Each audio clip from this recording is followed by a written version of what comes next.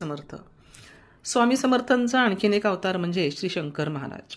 महाराज नगरला असताना डॉक्टरांना घेऊन ते वृद्धेश्वरी आले होते. दोघं वृद्धेश्वराच्या गाभाऱ्यात बसले आणि आदिनाथांपुढे बसून त्यांनी डोळे मिटले.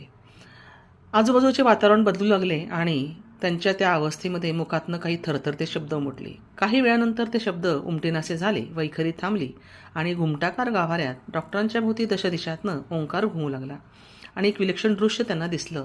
आदिनाथांच्या जागी तेजानं लखलखणारे महाराज त्यांना दिसले. भरदान केसांमुळे उभारल्यासारखा त्यांचा दिसणारा चेहरा, मस्तकाचा आकार आणि चेहऱ्याच्या खाली थोडा निमुळता होत गेलेला हनुवटीचा भाग. त्यांची खात्री पडली की नाही, हे शंकर महाराजच आहेत.